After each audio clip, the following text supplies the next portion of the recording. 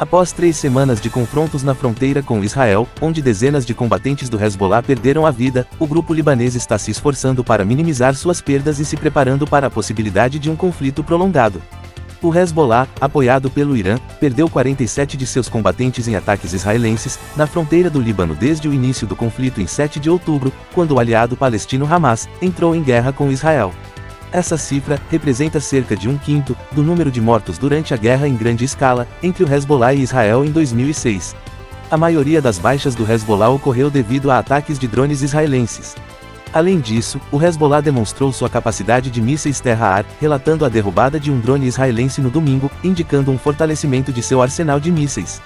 As autoridades militares israelenses não comentaram o incidente de domingo, mas no sábado, Israel afirmou ter interceptado um míssil terra-ar lançado do Líbano contra um de seus drones e respondeu atacando o local de lançamento. O primeiro-ministro israelense, Benjamin Netanyahu, afirmou que Israel causaria uma devastação no Líbano em caso de um conflito. O Hezbollah, que é um aliado iraniano significativo no eixo da resistência de Teherã, alega ter expandido seu arsenal desde 2006, incluindo drones e foguetes capazes de atingir todo o território israelense. Durante os confrontos na fronteira em 7 de outubro, o Hamas, que também possui agentes no Líbano, lançou foguetes do sul do Líbano em direção a Israel. O Hezbollah, por sua vez, optou por não disparar foguetes, como os Katyushas não guiados, que poderiam levar a uma escalada do conflito. Em vez disso, seus combatentes têm atacado alvos visíveis na fronteira com Israel, utilizando armas como mísseis guiados antitanque, que é uma tática semelhante à usada em 2006. O canal de televisão do Hezbollah tem transmitido imagens dos confrontos, alegando ataques a instalações militares israelenses e posições visíveis na fronteira. No entanto, essas táticas colocam os combatentes do Hezbollah em maior proximidade com a fronteira, tornando-os mais vulneráveis às ações das forças militares israelenses. A superioridade técnica dos drones israelenses estão causando um alto custo para o Hezbollah. Os confrontos entre Israel e o grupo terrorista têm ocorrido principalmente em uma estreita faixa de terra, ao longo da fronteira, geralmente a uma distância de 3 a 4 quilômetros da mesma. No entanto, nos últimos dias, os bombardeios israelenses aumentaram, de acordo com fontes de segurança no Líbano. Isso incluiu um ataque no sábado em Jabal Safi, uma região montanhosa localizada aproximadamente a 25 quilômetros da fronteira. Na noite de segunda-feira, as forças de segurança anunciaram o resgate de uma soldada, que havia sido sequestrada pelo Hamas no início deste mês, na faixa de Gaza. A combatente foi a primeira prisioneira resgatada pelo exército desde o ataque terrorista em 7 de outubro.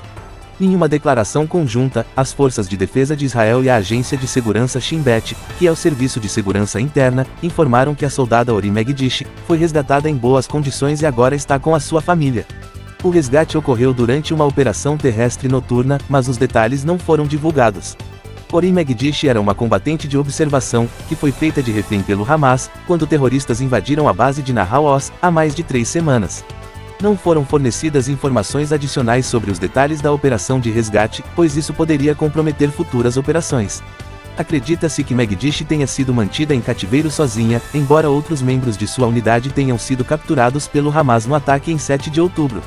No total, pelo menos 243 civis e soldados foram sequestrados nesse dia, dos quais 4 foram libertados pelo Hamas.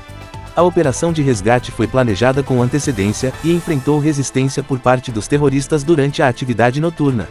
No entanto, nenhum membro das forças de segurança israelense ficou ferido.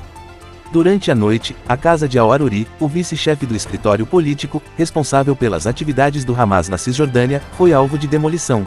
A ordem de demolição tinha sido emitida há menos de uma semana, e foi afixada em sua casa entre a noite de quinta-feira e sexta-feira. A ordem entrou em vigor em 72 horas, levando as forças de defesa israelense a demolir a casa assim que a ordem entrou em vigor. Durante a operação, ocorreram distúrbios violentos, incluindo o arremesso de pedras e objetos contra o exército israelense, que respondeu com medidas para dispersar a multidão. As forças de defesa israelense, Shin Bet e a polícia de fronteira, operaram durante a noite em várias áreas da divisão da Judéia e Samaria, resultando na prisão de 38 indivíduos suspeitos de envolvimento em atividades terroristas. 8 deles têm ligações com a organização terrorista Hamas. Em uma operação em Kabatia, explosivos foram lançados contra as forças de defesa israelense, levando-as a responder com tiros. Em outra operação de detenção nos campos de refugiados de Belém, ocorreram distúrbios violentos, incluindo o arremesso de coquetéis Molotov e pedras contra o exército israelense, que respondeu com tiros.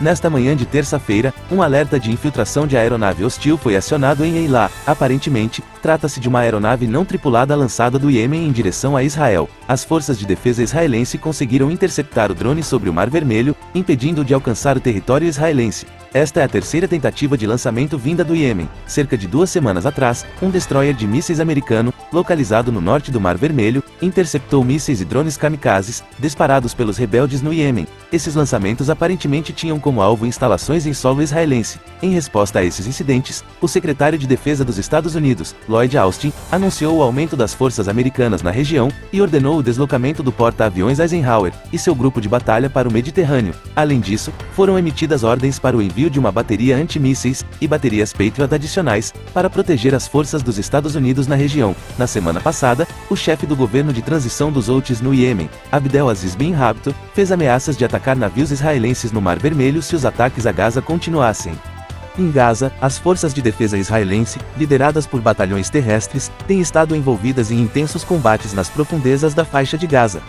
Durante essas operações, dezenas de terroristas foram neutralizados, e o exército israelense atacou um posto do Hamas no norte da faixa de Gaza, onde descobriram um grande depósito de armas. As operações terrestres de Israel continuaram durante a noite, no 25º dia de guerra contra o Hamas, atingindo 300 alvos, incluindo locais de lançamento de mísseis antitanque, postos de lançamento de foguetes, e complexos militares em túneis subterrâneos pertencentes ao Hamas.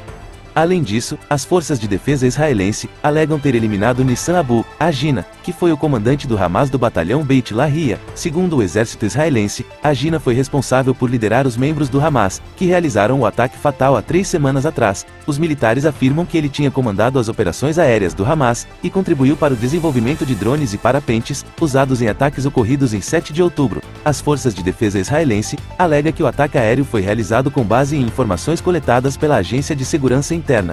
Este é um momento crítico na história da região, e requer a atenção e ação de todos os atores globais, comprometidos com a paz e a estabilidade no Oriente Médio. A busca por uma solução justa e duradoura deve ser a prioridade, com o objetivo de evitar mais derramamento de sangue e sofrimento para todos os envolvidos. Se você se interessou pelo nosso conteúdo, considere se inscrever, ativando o sininho para receber mais informações. Conto com a presença de vocês nas próximas edições. Obrigado e tchau!